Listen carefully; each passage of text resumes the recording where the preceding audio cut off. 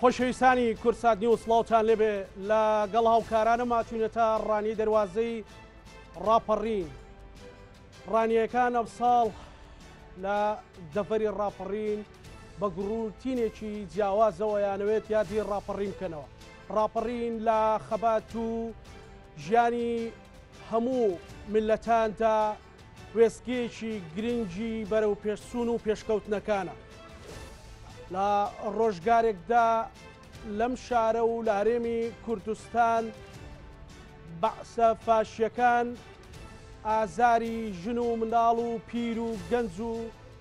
هەموو تەمەنێکی کوردیانەدا بۆ ئەوان گرنگ بوو تەنها کورد بێ بەوەی ئازاری بدەن. بەڵام لە ڕۆژگارێکی سەختدا بێ پشتیوانی پێشمەرگە قارەمانەکانی یەکێتی نیشتیمانی کوردستان دەست لە ملانێ لەگەڵ هێز و لایەنە سیاسەکان و جەماوەری خەڵکی کوردستان و ڕێخستنە دێرینەکان توانیان وەرچەرخانێک دروست بکەن لە خەباتی ڕەوای گەلی کووردا کە ڕەنگە لە ماوەی 100 ساڵی ڕابردوودا وەرچەرخانە دروست نەبوو بێت. بۆیە بۆ ئەم ساڵ لە 5ی سێدا نەک تەنها ڕانیەکان بەڵکو بە تەواوی دەڤەری ڕاپەڕین و ئەیانەوێ خەڵکی کوردستانیش ئەو یادیان لەگەڵ بکاتەوە گەرچی لێرە و لەوێ گلەی و نیگەرانی لە ئاستی جۆرا و جۆر هەبێت، بەڵام نایانەوێت ئەم وەرچەرخانە گەورە مێژوویە هەر ئاوها تێپەڕێت. بۆیە ئەم شەو ئێمە لە ڕانیەی دەواازەی ڕاپەڕینین کە لە چەند ڕۆژی داهاتوودا ئەوان دەچنە ناو یادکردنەوەیەکی مێژووی پرشنگداری شارەکەیان و دەڤەرەکەیان. میوانەکانی ئەم شەوی بەرنامەی ڕەهەند بەڕێز ئەحمەد زرار ئەندامی سەرکردایەتی یەکێتی نیشتیمانی کوردستان لە پرسراوی مەڵبەندی 24 کاک ئەحمەد سوپاس بەخێر بێ. زۆر سوپاس بە جنابتان کاکزانە. هەروەها بەڕێز ڕەسوڵ قەندا بەشداربووی ڕاپەڕین و فەرماندەی پێشمەرگە، هەروەها بەڕێز کوردە شاوری فەرماندەی پێشمەرگە و بەشداربووی ڕاپەڕین، هەروەها بەڕێز جەمال مەرگەیی بەشداربووی ڕاپەڕین. زۆر سپاس بۆ ئێوە. هەروەها ژمارەیەکی زۆر لە گەنجانی ڕاپەڕین لەگەڵ ئێمە بەشدار و سپاس بۆ ئێوەش. جەوکە تا ڕادەیەک ساردا لەو سارد و سەرمایە ماندووتانەکەین، بەڵام سپاس بۆ ئێوە. کاک ئەحمەد، پەیامی ڕاپەڕین لای ئێوە چی دەگەێنێت کە ئێوە چەند ڕۆژێکی تر دەسەنا و یادکردنەوەی ئەو ڕۆژە پرشنگدارە؟ زۆر سپاس کاکزانە، سپاس بۆ کەناڵی کورسات، سپاس بۆ بەرنامەی ڕەهەند، سپاس بۆ ئەو گەنجە خۆشەویستانە کە لە شوێنە جیاجیەکانەوە هاتوون تەشریفیان هێناوە، سپاسیان دەکەین. من دەمەوێت سەرەتا بە بۆنەی 32 ساڵی ڕاپەڕینە مەزنەکەی گەلەکەمانەوە کە لە ڕانیە دەستی پێکرد و چەخماخەیدا و هەموو کوردستانی گرتەوانێ و بە کەرکووکی قورسی کوردستانیشەوە سڵاو ڕێز بنێرم بۆ جوانترین سڵاو ڕێز بنێرم بۆ کەسوکاری سەربەرزی شەهیدان، بۆ فەرماندە و پێشمەرگە قارەمانەکان، بۆ تەواوی خەڵکی کوردستان بەگشتی و خەڵکی دەڤەری ڕاپەڕین و ڕانیە بە تایبەتی. دیارە کە باس لە ڕاپەڕین دەکەین ئێمە وەکو تاکەکانی خەڵکی ڕانیە و دەڤەری ڕاپەڕین شانازی بە خۆمانە دەکەین کە خەڵکی ئەم دەڤەرین کە لەم سنوورە لەدایک بووین و لەم سنوورەین، چونکە ڕاپەڕین لێرەوە دەستی پێکرد و لێرەوە چەخماخەیدا کە دەتوانم بڵێم لە لولەی تفەنجی شەهیدی فەرماندە عەلی نەبیەوە دەستی پێکرد و چەخماخەیدا و هەموو کوردستانی کردەوە بە هەنگاو بە هەنگاو تاکو و کەرکووکی قودسی کوردستانیش. ڕاپەڕین کە باز لە ڕاپەڕین دەکەی کۆمەڵێک ڕەهەندی جیاجیای هەیە. ڕاپەڕین شتێک نەبوو بڵێن تەنها خۆڕسک بووە، شتێک بووە وەکو کارێک هەڵتۆقیوە. جەنابتان و ئەوانی کە لە ڕاپەڕین بەشدار بوون یا ئەوانی کە ئاگان لە بەرنامی ڕاپەڕین بووە دەزانن بەر ڕاپەڕین بەرنامەدا ڕێژرا بووە، نەخشەدا ڕێژرا بووە کە لەلایەن یەکێتی نیشتیمانی کوردستان و سەرۆک مام جەلال و بەری کوردستانی ئەو کاتەوە نەخشەی بۆ داڕێژراوە. ئەویش کۆمەڵێ هەلومەرجی بابەتی و مەوزوعی و ناوخۆیی بوونا کە بەڕاستی وای کرد کە با بڵێن ڕاپەڕین بۆ خەڵکی کوردستان خەمڵی بوو. لەو کاتاندا بوو هەممان لە بیرمانە کە ڕژێمی ڕفتارفاشی بەعس 8 ساڵ شەڕی کرد لەگەڵ جمهوری ئیسلامی ئێراندا. آخر جار ئەوە بوو کە لە ژێر فشاری دەوڵەتانی دنیادا ڕێکوتنێکی ئیمزا کرا ئەو لەو کاتەدا جێشی عراقی جێشێکی با بڵین هیلاک و با بڵین ماندوو بوو. لە دوای وەستانی شەڕی عراق و ئێران هەومان لە بیرمانە کە سەرۆک مامزەلا زۆر جار بۆی جێڕاوینەوە لە کۆبوونەوەکاندا و لە هەندێک سەرچاوی ڕسمیشدا کە باز دەکرێت لە بیرمانە کە لە دوای ئەم شەڕە وەستانە دیارە مامزەلا لە یەکێک لە ناوەندە ئەکادیمیەکانی دنیای دەرەوە بانگ دەکرێت سەبارەت بە ڕەوشی عراق و کوردستان و ڕژێمی بەعسی ئەو کاتە. جەنابی مامزەلال باس لەوە دەکات دەڵێ ئێمە پێمان وایە ڕژێمی بەعس بەوە ناوەستێ پەلاماری کوێت دەدا. کاتی کە ئەم قسەیە لە دەی مامزەلال دەکەوێتە خوارەوە، یعنی کۆمەڵێک باڵین ئەوانەی کە متەمن بە دنیا بە شەرقی ئەوسەد و خەڵک عراقەوانێ زۆریان پێسەیە دەبێت. دەڵێت چۆن؟ دەڵێ ئایا مامزەلال ئەمە معلومەیە یا پێشبینیە؟ دیارە مامزەلال دەڵێ ئەوە هەم معلومەیە و هەمیش پێشبینی خۆمانە کە دەزانین سەدام سەندانێکی دەڕندەیە، ڕژێمێکی دەڕندەیە بە دڵنیاییەوە بەوە ناوەستێت پەلاماری وڵاتانی دنیا دەدات بە تایبەتی کوێت داگیر دەکاتەوە. من پێم وایە ڕژێمی جگە لەمە ئەمە یەکێک لە ئەوەکان بوو. دوو ڕژێمی بەعس هەر بەوە نەوەستا بوو، دیارە جگە لەوەی کە هەموو گوندەکانی ڕاجێز کردبوو بە ئۆردوگا زۆرەملەیەکان، دەتوانم بڵێم زیاتر لە 7 ئۆردوگای زۆرەملەیی هەبوو.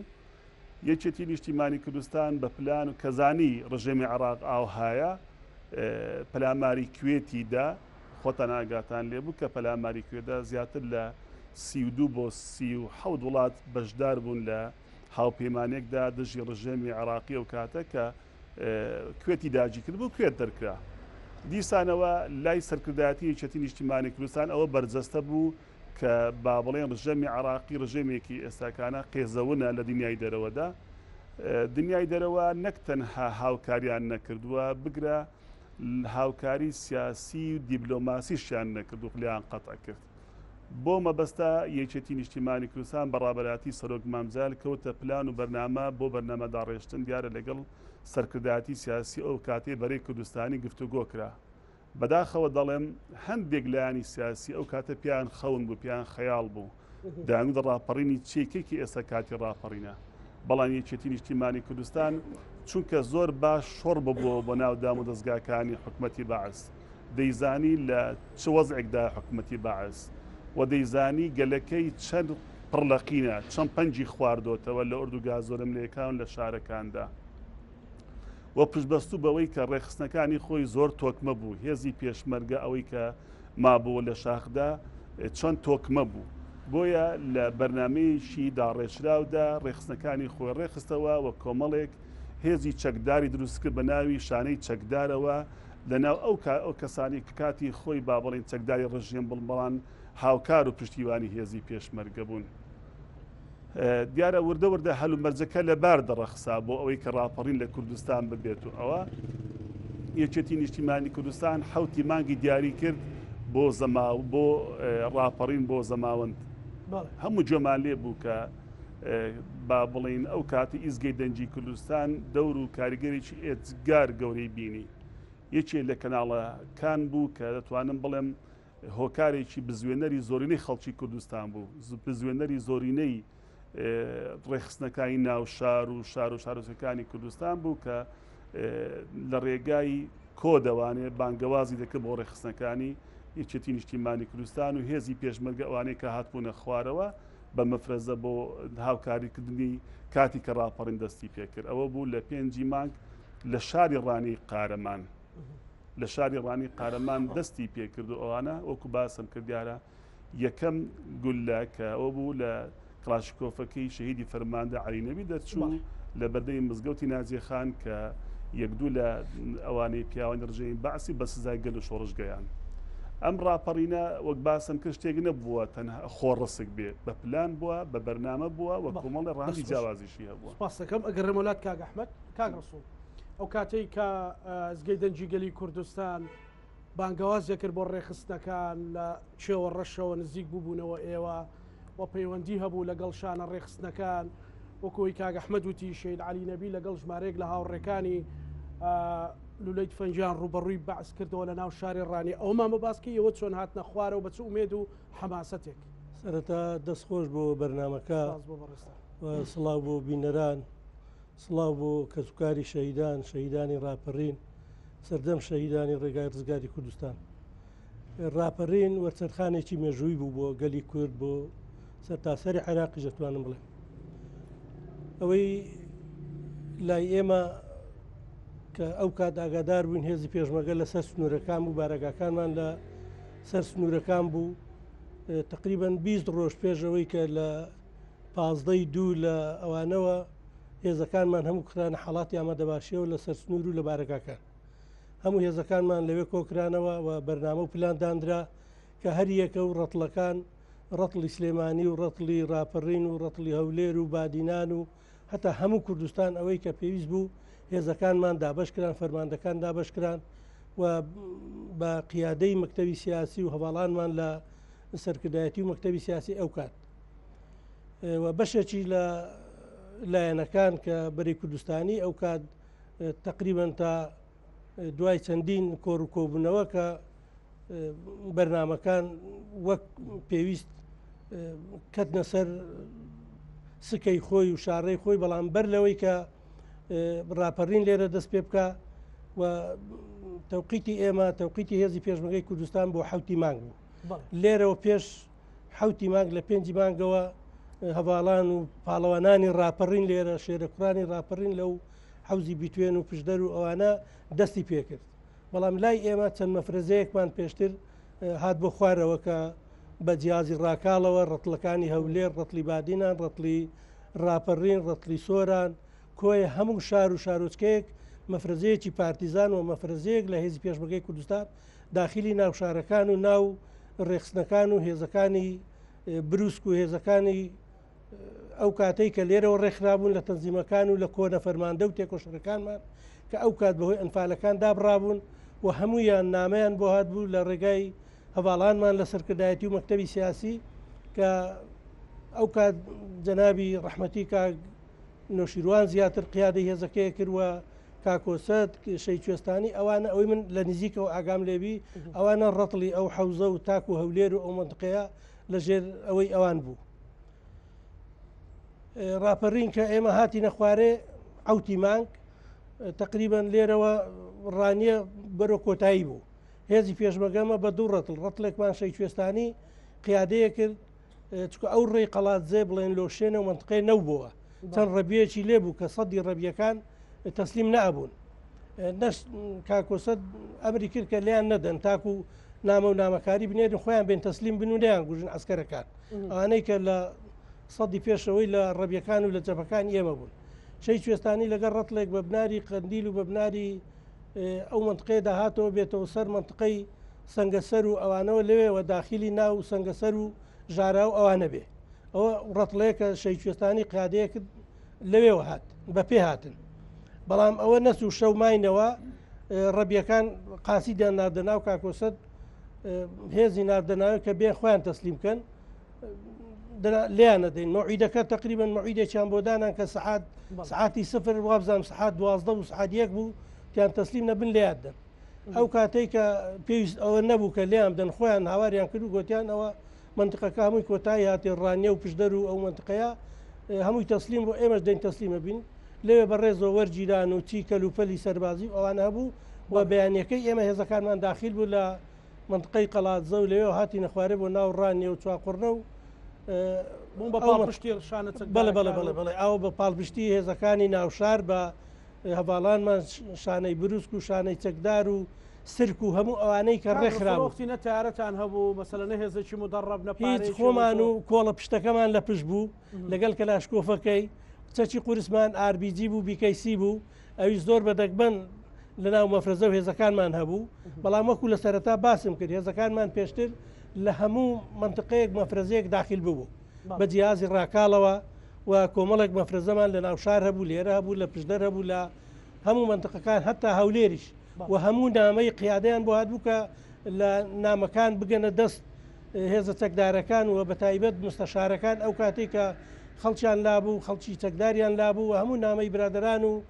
هێزی پێشمەکەیان گەی بۆ دەست کە دەست نەکەنەوە بەرامبەر هێزی پێشمەکە و جەماوەر و ئەو کاتێ هەر کەسێک دەست بکاتەوە لە جەماوەر لە هێزی پێشمەکە ئەو باڵی خۆی بەستوی خۆی تەحملی مەسئولیەتەکە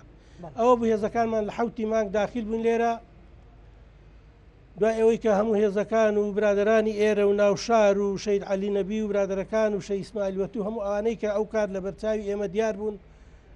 بە هەڤاڵان کاکوردە و هەموو ئەو برادرانە کە هاتن کۆبوونەوەی کرا جارێک کە بەرنامە داڕژرا کە هێزەکانمان ئاراستەی منتقەی کۆیە و شەقڵاوە بکرێ هێزێک بە سەرپەرشتی ڕەتڵێک لە برادەرەکان بەروەیتیجای هەیبە سوڵتان و کۆیە هێزە چیشکە لە منتقەی هیران و دۆڵی هیران و ئەوانە بەرۆ شەقڵاوە ڕۆیشتین من خۆم لەگەڵ ئەو هێزە بووم کە بۆ شەقڵاوە ڕۆیشتین لەوێوە مستەشارێکی لێبوو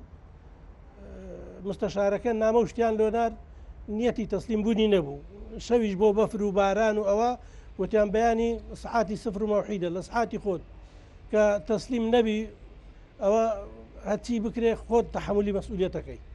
ئەوە بوو دیارەوەیش پەیوەندی بە کاکۆسەد و برادرانەوە کرد و شەید کوێستانی و شەید عەبدوڕەزاق ڕەتڵی ئەو لای ئێمە بوون پەیوەندیان کرد کە دێن تەسلیمە بن و شەڕ ناکرد ماوە ئەوەی کە شەڕی کرد و ماوە لە ناو دایرەی ئەمنی شەقڵاوە کە ئێمە داخل بووین بڵێ زۆر باشە کاک ڕەسوول گفتوگوی زیاترەکەی کاکوردە بەڕێزت فەرماندەیەکی پێشمەرگەی و پاژناوەکەت کوردە شاوریە لە سەرکە بکانەوە تا ڕۆی بۆ دۆڵە بۆ دۆڵی گوڵان و شاورێ بۆ منتیقەی دۆڵە ڕقە و تا پلنگان و بۆ تێ شەهیدستانە پڕێتی لە کوڕی قارەمان کە شەهید عەلی نەبی یەکێکە لەوانە و دەیان نمونەی لەو شێوەیە هەیە ئێوە چۆن بوو ئەو حەماسەتەتان لە هێزی پێشمەرگە وەرگرتەوە و لە ناو شار خۆتان تەکمیلە کردەوە مەسەلەن پێش وەخت شانە چەکدارەکان لە ڕژەمی باسییاندا سپاس بۆ بەرنامەکەت سەڵاو لە کەسوکاری شەهیدان ڕاپەڕین لە خۆ نەبووە لەلایەن یەکێتی نیشتیمانی کوردستان بەرنامە ڕێژی بۆ کرابوو لایەن یەکێتی نیشتیمانی کوردستان دوای ساڵی هەشتا هەموو هێزی پێشمەرگە گەرشاوە بۆ سەر حەدود و ئەوانە ئەو برادرانەی فەرماندە و کادیر و فەرماندەی تێکۆشەر بووین دابڕابوون ئەوە لەلایەن یەکێتی نیشتیمانی کوردستانەوە پەیوەندیان پێوە کرابوو ڕێکخرابوون شانەی چەکدار دروست کرابوو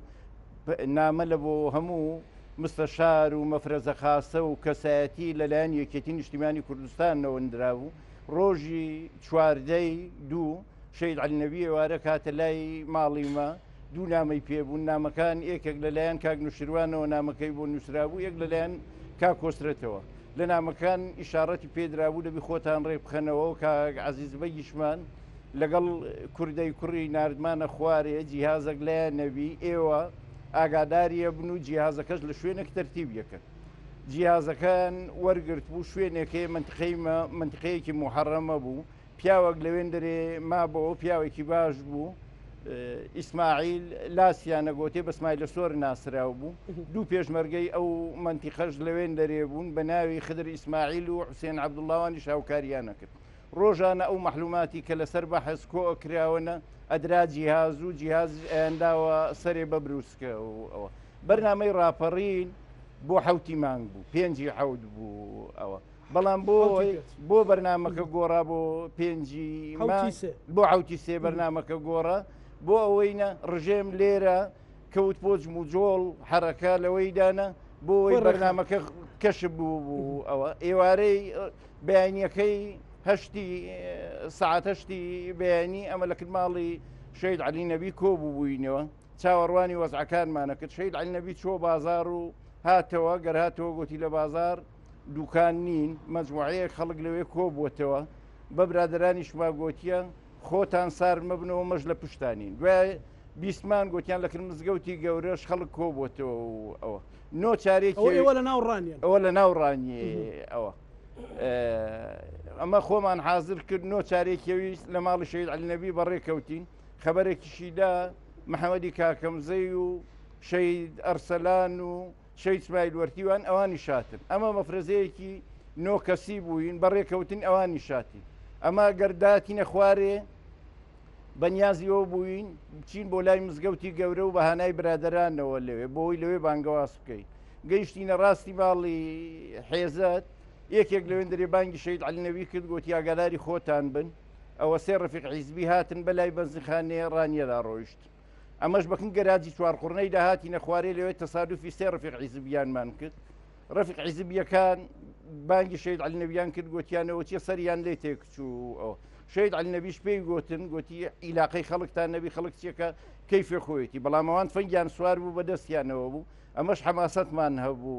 ئەوە لەوێ تەقەمان لێکردن دوو ڕەفیق حیزبی کوژران یەک بە ناوی ڕەفیق قاسم و یەکیش بە ناوی ڕەفیق عەبدوڵڵا یەکیان بە برینداری هەڵات کوڕێک لەو هەڤاڵانەی گەل لەگەڵ ئەمەشدا بوون یەکیان بریندار بوو بە ناوی فەرعان ئیسماعیل ئێستا شەهید بووە لە ژیاندا نەمە دوایەوان ئەگەر لەوێ کوژران و چ بکەین گەڕاینەوە بۆ لای مزگەوتی خاڵە شێخ مستەفا لەوێ بانگەواز بکەین حەمەی مەجی تاوار هەیە خەڵکی شارەکەی و پیاوەکی باشە شەید عەلی نەبی تەکلیفی لێکرد گوتی دەوی بچێ منەزەمەی لەوێن دەری بە دایرەی ئەمن و منەزەمە بڵێینە بەرەی کوردستانی هاتتە ناو شاری و بێن خۆیان تەسلیم بکەن لەسەر شەرەفی بەرەی کوردستانی هیچ دەستکاریان ناکەین هەمە تەکلیفی کرد گوتی حەزم لێ نییە من بنێری بەڵام قسەکەشت ناشکینم چوو هاتەوە گوتیەوەنە هیچیان لێرە نین هەمویان چوین لە فرقەی کۆبوونەوەیان هەیە لەوێ هەمویان مدیری منەزەمە و مدیری ئەمن و هەمویان لەوێنەوە و ئەوە ماتۆڕێکمان لەوێ دەستکەوت بانگەواز کرا کەمە لەوێن دەرێت تووشی تەقە بووین و تەقە دەستی پێکردیە خەڵک لەوێەوە حەماسەتی گرت هات بە تایبەتیەوەی خەڵکی گەڕێکی ئازادی و کە زانیان ئەمە لەوێن دەرێت تووشی تەقە بووین و بریندارمان هەیە و دوو کەس لە ڕەفیق حیزبیەکان کوژراین خەڵکێکی زۆر لەوێ کۆبەوە ئەوەی تفەنگی هەبوو فەنگەکەی خۆی دەرخست ئەوەی تفەنگی نەبوو داری بەدەستەوە بوو بە حەماسەتەوە ژن تەربینی گەردات زالەوەوە پەلاماری منەزەمەی درا و منەزەمە پاکراوە و سەرا پاکراوە دوای سەرا لەوێژ ئەو برادرانەی کە جەمال و برادەرەکان لەکن مزگەوتی گەورەوە بانگەوازیان کردنە بەرەو منەزەمە هاتین لە منەزەمەوە یەکەم شەید لە بەرەوەی ناویە و دوو شەیدانە دینم شەید محەممەد هەمزە و شەید عەزەچکۆل لە ناو قادرمەکانی منەزەمەنانە شەید بوون ئەو شوێنی کە ئێستا کۆمیتەی تێدەیە بەڵام لەوێ کە خەڵک تەبینی مشتەک بەلامەوە زۆر سەیر بوو برادەرێک لەوێ بوونە دەهۆڵێکی بەدەستەوە بوو وەکو شایی و سەیرانبی لەوێ دەهۆڵەکە یەکوتە کەس نەما ئەو حەماسەتە هەبوو بارانیش بوو ئەو دەهۆڵ یەکتا و خەڵک لەوێنە ئەوەی کە تفەنگی وێنە بوو لەوێن دەرێ لە تەماشا ڕاوەستا بوو شای یەکت تەقەش بوو لەوێن دەرێ شەڕەکە بەردەوام بوو لەوێوەنە بەرە و ئیستیخباراتی مەرکەزی ئێرە لەوێ تەقەیەکی مقاومەکی زۆریان کرد لەوێوە کوڕێکی دیشەر لەوێەوە شەهید بوو شەید عازی برایم لەوێەوە شەهید ویکنەوە بوو ئەلێرە گەرگەیشتینێ بەمنی گۆگۆتی ئاگاد لە خۆبی بە ئازاری هەڵمژین و ئەوە ئەمیش بەوم گۆگۆتم ئاگاد لە خۆبی بەداخەوە لەوێەوە شەهید بوو ئەوە بەردەوام بوو لە بۆ سعادێکی دوای نەورۆ هەموو ڕانیە پاکراوە دوای نەورۆیە ئەمە بەرەو وەردوگای چوین لەوێ تەقویەکی لێبوو گەڕێکی ماڵی حاجی سولەیمان و ئەوانی شەمویان ئامادەیان تێدا بوو ئەوە پەلاماری ئەو تەخوێماندا تەخویەکەش گرا مەغریبی بەسەرداهات مەغریبی ئەمە بۆ ئەو کلکەی کۆڵێن چوین جێ ئێستا مۆنیمێتەکەی لێە لەوێ سێتەرەکەی گیرا ئەوە بارانیش خۆشە باری تقریبا هەمووی 15 کەسێک بووین لەگەڵ شەید عەلی نەبی شەید عەلی نەبی لەوێ نامەیەکی نووسی لەوە قاید فرقەی کوڕێک لەوێ بوو بۆیە ناوی ئەو دینم خوێندەواری هەبوو عەرەبیش یەزانی بە ناوی بەهای شێخ سەعیدی نامەکەی بەو نووسی نامەکەمان بە جوندیەکەی داناردنە بۆی بێن خۆیان تەسلیمکەن بەرەی کوردستان هەموو ڕانیە پاکرایەتەوە و بەرەی کوردستانی هاتیتە ناو ڕانی هەمووی 15 کەس بووین لەوێن دەرێ بەڵام لای مزگەوتێ گەورەوەوان خەڵکی لێبوو کۆبوو بوونەوە لەوێ کاک عەزیز بەگوانی جیاز و شتەکانی هینابوو لە بۆ ناوڕانیە بەڵامە لەوێ بووین تا سەعات 12 شەوێنە لەوێ خۆمان ڕاگرت دوایە باران بوو نانمان نەخوارد بوو هیچ نە گەڕاینەوە هاتینەوە بەرە و مزگەوتی گەورە بەیانی کە چووین پەلاماری فیرقەماندا نامەکە چوو بوو لە بۆ قاید فرقەوە گەر پەلاماری وێن دەرێدرا و ئەوانەنە هەمویان لەوێن دەرێ بوون مدیری منەزەمە و مدیری ئەمن و قاید فرقە و هەمویان گیران لەوێن دەرێ کە گیران لەوێ بە شەید عەلی نەبییان گوتیان کاکە نامەکەمان پێگەی و ئاگاداریەوە تەقەمان نەکردێت تەقەیان کرد وەڵا بۆی دیفاع لە خۆ بکەن هەموو ئەو ڕەفیق حیزبی و ئەمن و ئەوەی کە هەبوونە هەموو جیران و هینانەوەنا لەو مزگەوتی ناجیەخانێنە لەوێن دەرێدانران هەموو ژیانیان پارێزرا کەس قسەیەکیان پێ نەگوتن بەڵام لەو ڕۆژەدانە ئەمن لە یەکێتی نیشتیمانی کوردستان بەولاوە هیچ کەسی دیم لە ناوڕانیە نەدی شەهیدەکانی شاهیدن کە ئێستانە 76 شەهیدن هەمویان شەهیدەکانی یەکێتی نیشتیمانی کوردستان و کەسی ترم نابینی و تا ڕۆژی حوتی مانگ بە دەردی کاگڕسووی شارەتی پێدا کا کۆسرت وان هاتنە خوارێ و شەوێ لێرە بوون لەکن ماڵی عزیزبەی گیوان بەیانی ئێوارەکەینە بۆ بێستانەی چوین لەوێ کاکۆستت بەرنمەکەی دابش کرد بۆ خۆی و لەگەڵ برادرانی لەگەڵدابوون شەید حەسەن کوێستانی بە میحوەری شەقڵاوە ئەمە بۆ میحوەری کۆیان دانای میحوەری کۆی مامۆستا چەتۆ سەرپەرشتیە کرد لەگەڵ شەید عەلی نەبی و برادران ئەمە بۆ کۆی چووی زۆر باشە کاک کووردە کاک جەمال ئەو ساتم بۆ باسکێک کە لە مزگەوتی گەورەوە داوای ئەوەتانە کرد کە خەڵک ڕاپەڕێ و بەعس لەو شارە بەدەنرا وەکوی کە بەڕێزت یەکێکی لە ئەوانەی کە ڕۆڵێکی بەرچاوتەوە لە ڕاپەڕێ سپاس پێشەکی دەستخۆشی بەرنمەکەتان لێ دەکەم پیرۆزبایی لە دانیشتوانی شاری ڕانی و دەوروبەری و سەر تاسەری کوردستان دەکەم بە بۆنەی تێپەڕبوونی 32 ساڵ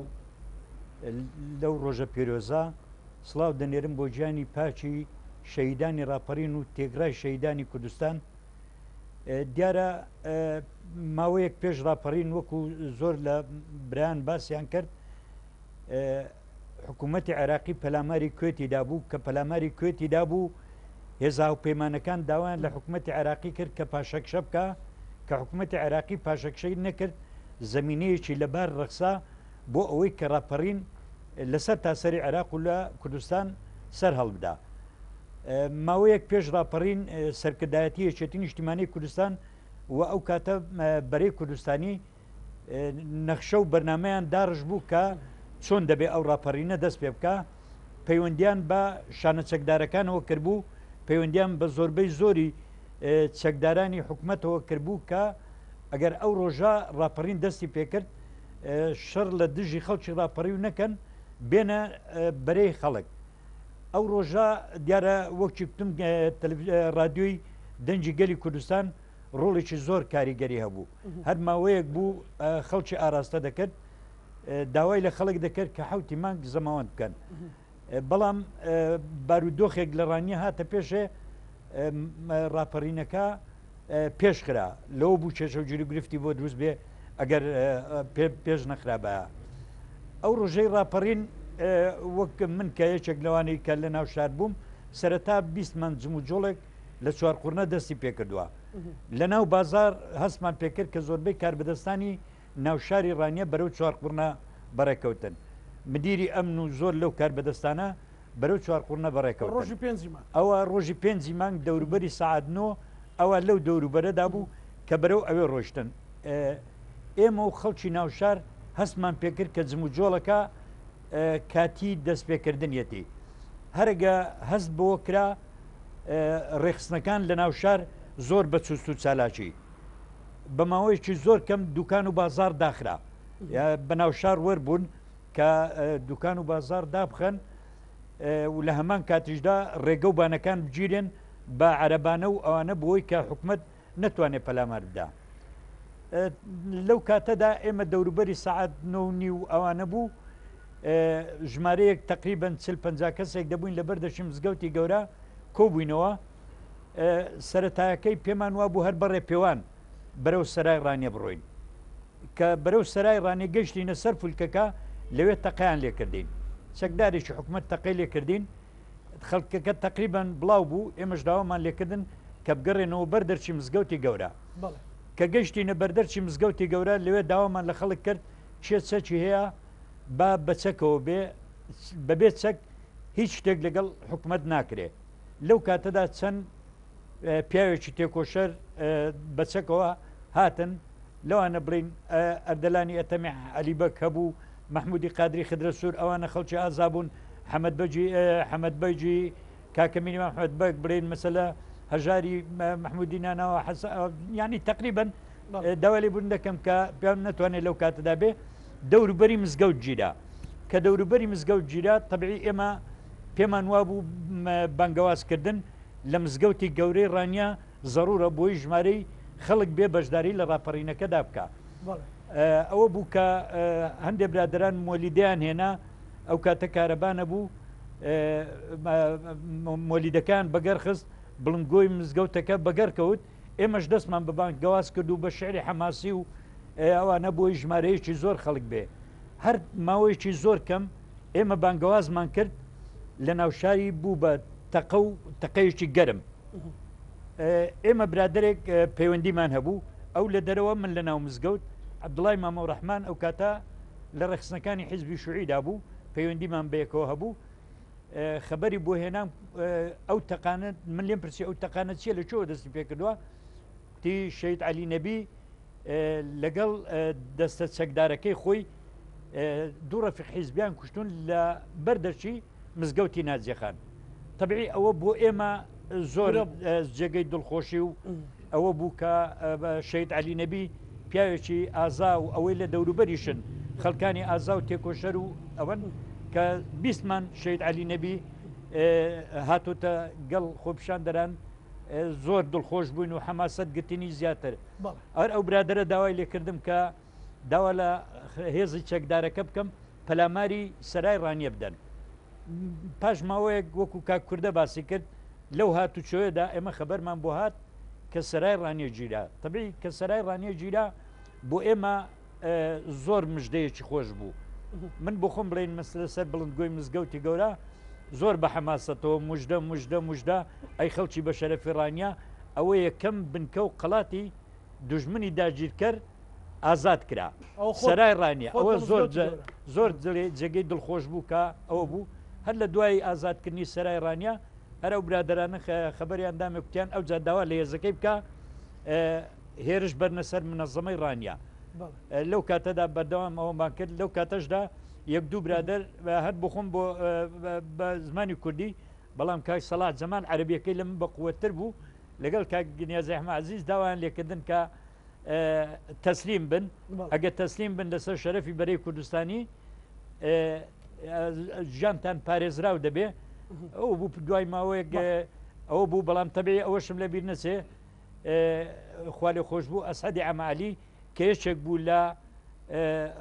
سەرپەرشتی ڕێخستنەکانی ناوشار ڕۆڵی کاریگەری هەبوو بەڕاستی هات لەو کاتەدا بانگەوازی کرد داوای لە شانە چەکدارەکانی یەکێتی کرد داوای لە ڕێخستنەکانی یەکێتی کرد کە هەر کەسیان بە ئەرچی خۆی هەستێ وەکو ئەو نەخشەی بەڵێ دابشکرا بوو ئەرچیان پێسپێرا بوو یعنی وەکو چۆن ئەو نەخشەیە لە سەرکردایەتی یەکێتی نیشتیمانی کوردستان ڕێخستنەکان ئەرچیان پێسپێرا بوو کاگەسەت بە پێ ئەو ئێستا ئێوە کۆمەڵێک تێکۆشەری دێرینن و کۆمەڵێک مادوونە ناسن ئەوانش کۆمەڵێک گەنجن ئەگەر چەندانەیەکی لێ دەرچێت ئەگەر نەهەموو یانی ڕۆژانی ڕاپەڕینەیان دوای ڕاپەڕینیان شتێک ئەگەر پێش ڕاپەڕین بێ وایە جا ئێوە قسەتان چیە لەسەر ئەو ڕۆژانەوە بۆی بتوانین ئەو پەیامە بەردەوام بێ ئەو وەرچەرخانە مێژوێ بەردەوام بێ چێ قسە دەکا باش فەرموو دەستماشی بەرنامەکەتان لێ دەکەین بەخێر بێن دیارە پیرۆزبایی گەرم یەم یادەمەزنە لە تەواوی هەرێمی کوردستان دەکەین بەتایبەت شاری دەواازەی ڕاپەڕین کە چەخماخی ڕاپەڕین لێرەوە دەستی پێکرد و سەری هەڵدا بۆ گەواهێدەری ئەوەی هەواڵانمان باسی کرد هەواڵانی بەشداربووی ڕاپەڕین دیارە شەهیدەکانی یەکێتی نیشتیمانی کوردستان لە 76 شەهید گەواهێدەری ئەوەنە کە یەکێتی نیشتیمانی کوردستان ڕابەرایەتی ئەم ڕاپەڕینە مەزنەی کردووە شانبەشانی بەرەی کوردستانی لێرەوە جێگەی شەرەف و شانازیە بۆ هەموو تاکێکی ڕانیی کامڕۆ شانازی پێوە بکەین یەکەمیانەوەیە کە لە پای ئەو ڕاپەڕینی لە پای ئەوەی کە پێنجی سێ دوو ڕۆژ ڕاپەڕینەکە پێشتر پێشخرا ئەوە بوو کە جوامێران و میرخاسانی شانە چەکدارەکانی بروسکی یەکێتی نیشتیمانی کوردستان دەست پێشخەر بوون بۆ ئەوەی پێش ئەو ڕۆژە زەماوەند بکەن هەر ئەوەش بوو کە جەنابی خوالێ خۆش بوو مامی سەرکردمان مام جەلال شەرەفی ئەوەی بە شاری ڕانیە بەخشی و کردی بە دەواازەی ڕاپەڕین بۆیە من دەمەوێت تەواوی ئەو گەنجانەی کە لە دوای ڕاپەڕین لە دایک بوونەوە ئەوە بزانن کە ئەوە ڕاپەڕینێکی خۆڕسک نەبووە ڕاپەڕینێک بۆ کە بەرنامەڕێژی بۆ کراوە ڕاپەڕینێک بۆ کە دەیان ڕۆڵەی قارەمانی یەکێتی نیشتیمانی کوردستان گیانی بەخش کردو و وە دەیان و سەدانی کەشمان کەمەندان بوونە بۆ گەیشتن بەو ئازادی گەیشتن بەو ئامانجێکی ئێستا گەلی کورتێدایە دەستان خۆش دەست خۆش بەڕێزێکی تر ئەو مایکای دواوە ئەگەر هەستە سەر پێ فەرموو سەرەتا سوات بۆ بەرنامەکەت پیرۆزبایی یادی ڕاپەڕین لە خەڵکی بە شەرەفی ئیدارەی ڕاپەڕین دەکەم وە سوپاسی بۆ ئەم شۆڕە پیاوانە ڕۆژانی خەبات کە گوێبیستی ڕووداوەکانی ساتی ئازادکردنی ڕاپەڕین بووین من دەمەیە ئەوە بە گەنجەکان بڵێم ئەوە یەکێتیە خوێنی داوە ئێستاشی لەگەڵدا بێ ڕووباری خوێنی داوە ڕووباری خوێنەکەی بەردەوامە بۆ ئازادی کورد و کوردستان و هەر یەکێتی ڕاپەڕینی کرد هەر یەکێتی ئەتوانێت دەستکەوتەکانی ڕاپەڕین بنیاد بنێتەوە بەدەستیان بێنێ ئەوەی کە بەدیش نهاتوە تا ئێستا هەر دێکێتی ئەتوانێت بەدی بێنێ و زیندوترین شتیش لەم چەند ڕۆژەی دواییدا کە بەڕست کاقوبات و یەکێتی نیشتیمانی کوردستان ئەم دیارەیە کە بە ئیدارەی ڕاپەڕینی بەخشی وەکو مەرجی شێلێ و سەرجەم ئاوادانی کە لەم ئیدارەیە دەبینی هەر یەکێتی کردوێتی هەر بە یەکێتیش دەکرێت بۆیە پێویستە سەرجەم گەنجانی خۆمان گەنجانی ئیدارەی ڕاپەڕین و کوردستان لەوە تێبگەن کە یەکێتی بەردیم ناخەی ڕاپەڕینی داناوە یەکێتی چەپڵی سەرکەوتنی لێداوە تەپڵی سەرکەوتنی لێداوە بۆ پێویستە هەموو گەنجان ئەوە بزان ئەو ڕاستێ بزانن کە بۆ سەرکەوتنی کوردستان بۆ بەدیهێنانی سەردەم خواستەواتەکانی کورد و کوردستان پێویستە دەست بە یەکێتیەوە بگرن هەمومان پاڵپشتی یەکێتی بین بۆ کە بەدی نهاتوە بەدی بێن و سپاس بۆ بەرنامەکەش سپاس بۆ بەڕێستان مایکەب دێ برادەرشتر هەر بالەوتە نیشتە بێت کاک دەستان خۆش بێت سپاس سەرەتا دەستخۆشی لە هەرێکە کاگەحمەد و کاگرەس و هەواڵانی یەکەم بۆ گێڕانەوەی ئەم مێژووە بۆ ئێمە ئەمانان کە دیارە خۆ دەزانێ ئێمە مایکت نزیکە بڵێ دەستخۆشتان لێرەکەم سپاس دیارەمەیان لێرەوە دەمەوێت سەرەتا دەستخۆشی لە دایکان و باوکانی هەموو ئەو گەنجانانە بکەم کە لێرەدا ئامادەن دیارە ئەم ڕاپەڕینە وەرترخانێکی نوێ بووە دیارە هەر شۆڕشێک دەستپێکەکەی زۆر گرینگە ئەو کەسانەی کەوا دەبن بە دەستپێک ئەمانە دەڕۆنە ناو مێژووە وەکو چۆن ناوی بەڕێز حەلی نەبی هیچ کاتێک هیچ کەسێک ناتوانێت بزری کات ئێمە دیارە لەم ڕۆژە مێژوێدا نەمانتوانیوە بەشدارکەین لە بەرەوەی تەمەنمان ئەوە نەبووە لەوەیە تەمەنمان ئەو تەمەنە نەبووە بەڵێ بەرعاڵ مادام سپاسی ئێوە دەکەین سپاسی ئەم هەواڵانە دەکەین کەوا ئێوە لەو تەمەدەدا لەو کاتەدا توانیوتانە دەست پێش خەر بن بەڵام لێرەوە ئێمە دەمانهەیە پڕەیەکی نوێ هەڵدەینەوە لێرەوە دەمانهەوێت داوا لە یەکێتی نیشتیمانی کوردستان بکەین مادام ڕاپەڕین لێرەوە سەری هەڵداوە پێویستە ئێرە خزمەت گوزاری زیاتری بۆ بێ لە هەموو کوردستان کە بەداخەوەوان نییە بۆیە حکومەتی هەرێم دەبێ ئەو پەیامی ئێری پێ بگات مادام ڕاپەڕین لێرەوە دەستی پێکردووە با ئێرە ببێتە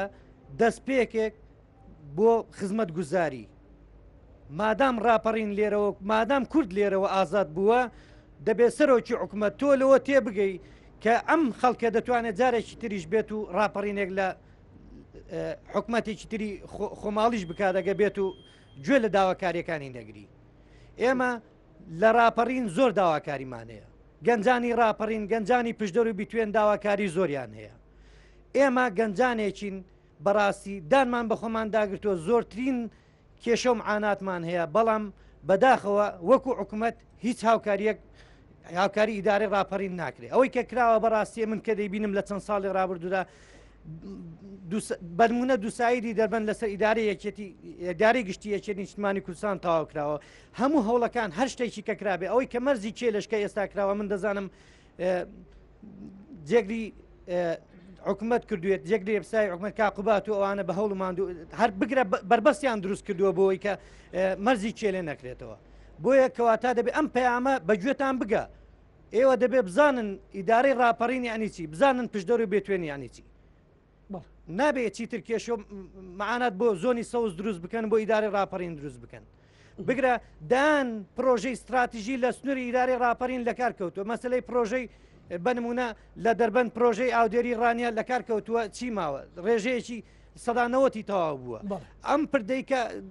جەنابی سەرۆکی حکومەت هاتی بۆ ساڵی قەولوا بوو تەواو بێ بۆ تەواوی ناکەی دان پرۆژەی تریشەیە دان کێشەی تریشەیە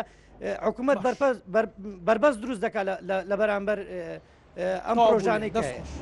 بۆیە سپاسان دەکەم ئەمە با پەیامێک بێ لە عادەکەدا دەبێت سەرۆکی حکومەت و ئەمسالی سەرۆکی حکومەت بەهۆش خۆیان بێنەوە و بتوانن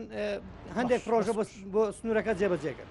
سپاس شێتر قسەدەکە ئەو مایکە بگوازن بۆ ئەوێ دوای ئەوە بیگوازن و بێر یەک تۆز دەست و بەردەستە سەر پێ دەستان خۆش بێ بۆ بەرنامەیە سەرەتا پیرۆزبای یادی ڕاپەڕین لە تەواوی هەر چوار پارچەی کوردستان و بە تایبەتی خەڵکی دەڤەری ڕاپەڕین پیرۆز دەکەین بە هوایە و یادە بێتە هۆی قوڵبوونەوەی بە گیانی تەبای لە نێوان هەم سەرجەم لایەنە سیاسەکانی هەرێمی کوردستان ئێمە پێمان وایە یادی ڕاپەڕین تەنها قسە نەبێ پێم وان وایە خەڵکی دەڤەری ڕاپەڕین شایانی ئەوەیە کە ژیانێکی خۆشگوزەران و باش بۆ دابین بکرێت بە حکمی ئەوەی کە خەڵکی دەڤەری ڕاپەڕین بۆتە هۆی ئەوەی کە نەک تەنها کوردستان سەرجەم عێراق لە ڕژێمە ڕزگاری بێکە ئەو ڕژێمە چەساندونیەوە زوڵمی زۆری لێکردوون ئەنفالی کردوون کیمیابارانی کردوونە بۆیە ئێمە ئەفزەڵێتمان هەیە بەسەر تەواوی عێراقدا نەک تەنیا هەرێمی کوردستان بۆیە داواکارم یەکێتی نیشتیمانی کوردستان چۆن لە ڕابردوودا سەرمەشقی ڕاپەڕین بووە داواکارین کەیسی ڕاپەڕین بکات بە کەیسێکی نێودەوڵەتی لە سەراستی نێودەوڵەتی قسەی دەربارە بکێت و ببێت بۆنەوەکانی داهات بمێنێتەوە دەستان خۆش ئەو کاک سڵاو ئێمە وەکو گەنجانی دەڤەری ڕاپەڕین سەر ڕێزدا دەنوێنین بۆ شەیدانی ڕاپەڕین و سەرجەم شەیدانی کوردستان دیارە پێنج سێ ڕۆژێکی گەورەیە ڕۆژێکی مێژوویە بۆ گەلی کورد ئەو ڕۆژەش هەمومان دەزانین کە مێژوەکەی خاوەنەکەی یەکێتی نیشتیمانی کوردستانە بەڕابەرایەتی سەرۆک مام جەلال و بەڕێزکا کۆسرەت و ئێمە وەکو گەنجان دەستخۆشی تەواو لە کۆمەڵانی خەڵکی ڕاپەڕین دەکەین بە تایبەتی دەڤەری پشدەرکە بەرنامەی ڕاپەڕین لەوێ دانرا و تەختیتەکەی لەوێ داڕێژرا و یەکەم شەهیدیشی شەهیدی پشدەرەکە دانیشتووی نەعیژاراوە بووە ئێمە وەکو گەنجان چاومان لێکی نیشتیمانی کوردستانە دیارە ڕاپەڕین بەرهەمێکی زۆری هەبووە و چاومان لێ بەرهەمی زیاتریشی هەبێ و ئیشەڵا دەشی بێت وەکو گەنجان زۆر زۆر سوپاسان دەکەین بەخێر ڕاپەڕین پێنجی سەی ساڵی 1991 سەرەتا ڕێز و سوپاس و خۆشەویستیم بۆ برادرانی بەشداربووی بەرنامەکە کاک ئەحمەد و برادران دەستیان خۆش بێت تیشکی جوانیان قسە سەر ڕاپەڕین لە کاتێکدا ئێمە ڕەنگە نەتوانین وەکو خۆی پێناسەی ڕاپەڕین بکەین لەبەرەوەی ئێمە بەشداربوویەکی کارای سەردەمی ڕاپەڕین نەبووین بەڵام ئەوەی کە بۆ ئێمە جێڕراوە تۆ دیارە لە ڕۆژی چواری سێی ساڵی 1991 بۆ یەکەو جار لە شارۆچکەی چواقوڕنا کۆمەڵێک لە گەنج و لا و حماس بەدەستانی بەکۆی گشتی لەو نزیکانە حرەکە بەڕابەرایەتی ڕێخستنەکانی یەکێتی نیشتیمانی کوردستانی ئەو کات هاتوونەتە سەرجاد و بەربەستیان بۆ دروست کراوە و دیارە وەکو کاگێ جەمال شارەتی بۆ کرد لە ڕۆژی پێنجی سێ تەواوی دامودەستگاکانی حکوومەتی بەعزە و کات چوونەتەوە بۆ شارۆچکەی چواقڕنەوە ئەوش بە دەرفەزاندراوە ڕاپەڕینەکە پێشکەوتووە دیارە گەر باسی ڕاپەڕین بکەین دەستکەوتی ڕاپەڕین جێرانەوەی مێژووی ڕاپەڕین هەیمەنەی ڕاپەڕین ینی بەرکەوتەی ڕاپەڕین لە مێژووی پڕشنگداری پڕسەروەری میلەتی کووردا دەگەڕێتەوە بۆ یەکێتی نیشتیمانی کوردستان تەنها و تەنها یەکێتی نیشتیمانی کوردستان و ڕێخستنەکانی یەکێتی نیشتیمانی کوردستان و تێکۆشەرە سەرڕاستەکانی ئەوانەی لێرە دانیشتون کە بە گیانی خۆیان گیانفیداییان کردووە کە گیانی خۆیان سنگی خۆیان کردوتە قەڵغان بۆ ئازادی میلەتەکەیان ئەوانە کاتی خۆی سەر بە ڕێخستنەکانی یەکێتی نیشتیمانی کوردستان بوون و پشکی جەواهیدەری مێژوو و ڕەونەقی مێژووی خەباتی ڕۆشنی ئەو ئازادیە بۆ یەکێتی نیشتیمانی کوردستان تێکۆشەرەکانی دەگەڕێتەوە پیرۆز بە یادی ڕاپەڕین سپاس دەکەم ئەگەر یەک کەس قسە بکا بە کورتی بێ سپاس دەکەم بۆی من دەستخۆشی و بەرنامەتان لێ دەکەم سەری ڕێز و نەوازش بۆ شەهیدانی کورد و کوردستان و بە تایبەتی شەهیدانی ڕاپەڕین دەواازەی ڕاپەڕین ماوەسا من دەمەوێت شتێک بەبیرە و برادرانە بێنمەوە یەکێتی نیشتیمانی کوردستان هەر لە سەرەتای دروستبوونیەوە خەبات و قوربانی زۆری داوە بۆ گەلەکەمان و بەردەوام بووە ئێستاش هەر خەبات و قوربانیدانی درێژەی هەیە و بەردەوامە من ئەو کاتی کە ڕاپەڕین کرا 6 ساڵان بووم لە سلێمانی بووم لە کۆڕەوەکە ڕۆشتین بۆ ئێران بۆ ئێمەنەوە دەژێرمەوە یعنی کورتی بەڵێ دەڕۆیشتین بۆ ئێران لەوێ بووین کە خاڵم لەگەڵ کاکۆسرەت بوو ئەو کاتی کە شەڕ لە هەولێر ڕوویدا لەوێ شەهید بوو ئەو کاتی کە لە ئێران بووین هەواڵمان پێگەیشت گوتیان ڕاپەڕین لە شارڕانیە دەواازەی ڕاپەڕین سەری هەڵداوە بۆیە من ئەو شایدیا بۆ ئەوەی دەدەم کە گوتیان هێزە چەکدارەکان لە ناو شاری ڕانیا بە سەرپەرشتی یەکێتی نیشتیمانی کوردستان کە شانە نووسەکانی ناوڕانیە بوون بۆیە لێرەوە داوا لە حکوومەتی هەرێمی کوردستان دەکەم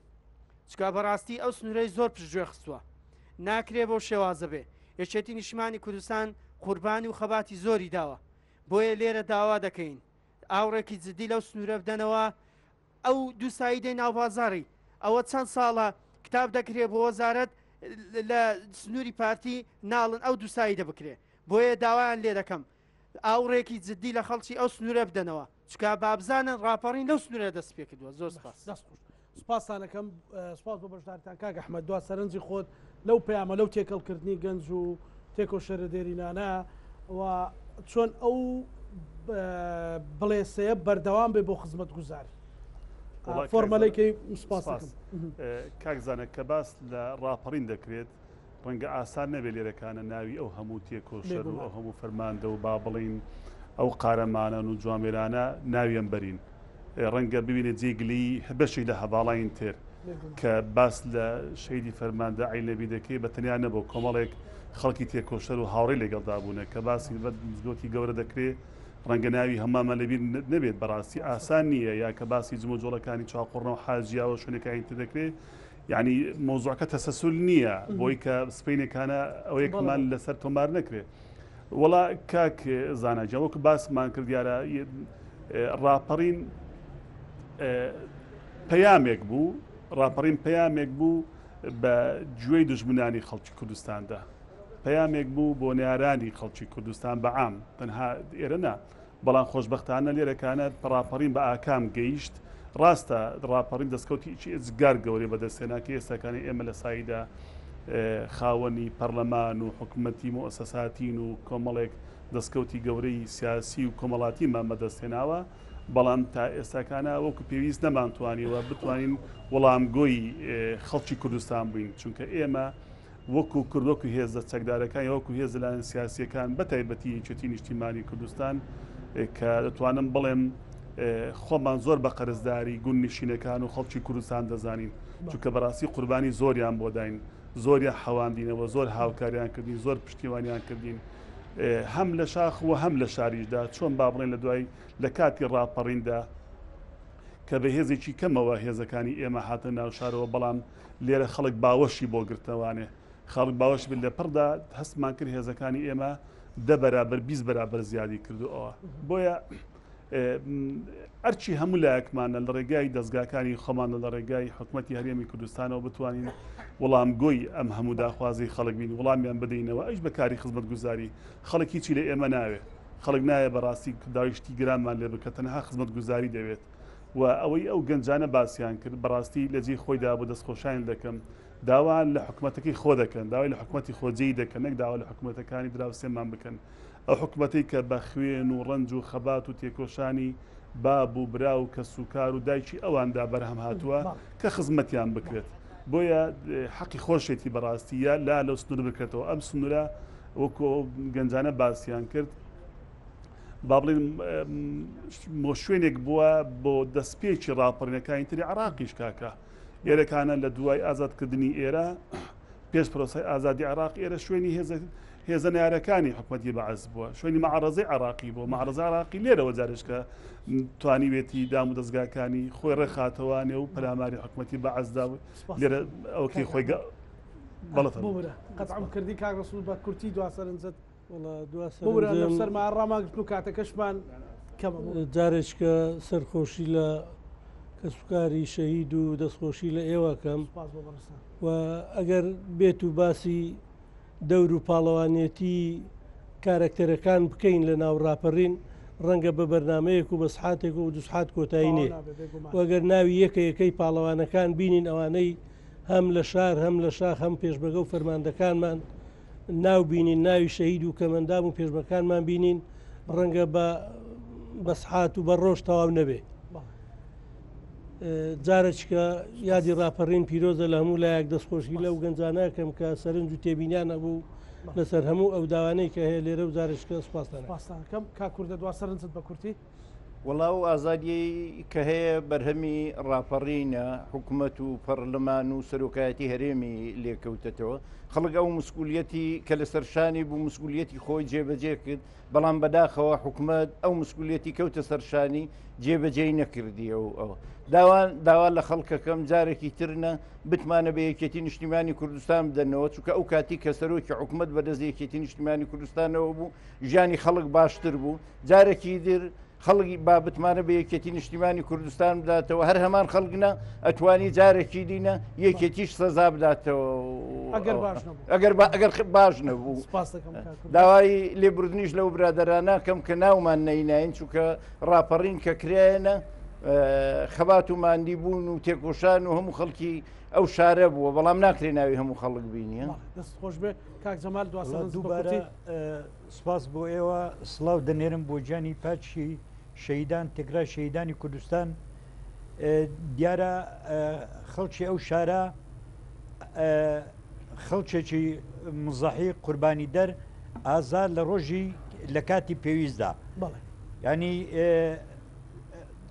دوو ڕۆژ کەڕانیە ئازاد کرابوو ئەو شارە مەترسی لەسەر بوو کە بە ئەرز لێ بدرێ بە چیمیایی لێ بدرێ وەکو چۆن لە هەڵەبجەلەوە و خەڵکی کەشە بوو کە چەکداری حکوومەت بوو پێشنیاری کردبوو کە ئەوان لێ بکرێ مەترسێکی زۆر لەسەر ئەو شارە هەبوو لەبەر ئەوە وەکو چۆن برادران باسییان کرد ئەو شارە پێشەنگ بووە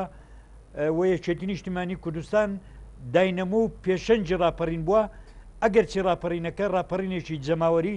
ژمارەیەکی زۆر وەکو برادران باسییان کرد تێکرای خەڵکانی تێکۆشەری ئەو شارە بەشدار بوون لەو ڕاپەڕینەدا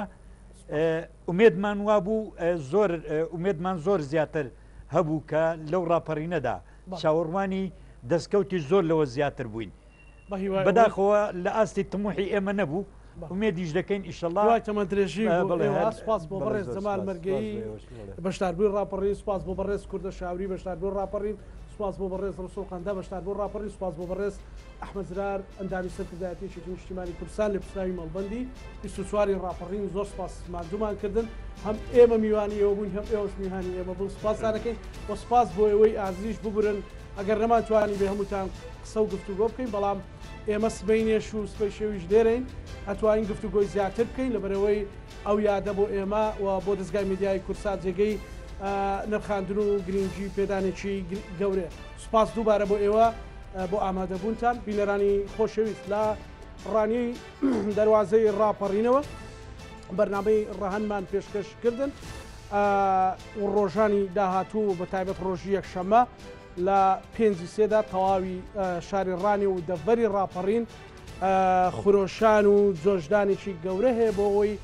ئەو یادە تێکەڵ نەکەن بەو خەمساردی و کەم تەرخەمی و سزادانە ئیداریەی کە لەلایەنە پەیوەندیدارەکانی حکوومەتی هەرێمی کوردستانەوە دەرهەق بەو دەڤەرە کراوە بەڵکو ئەوان ئەیانوێ و سەروەریە بە پرشنگداری و بە ڕەونەقداری بێڵەوە ڕەهەنمان پێشکەشکردنەوە شەمولایەکتان ئەمانەتی خوای گەورە بن خواتانە.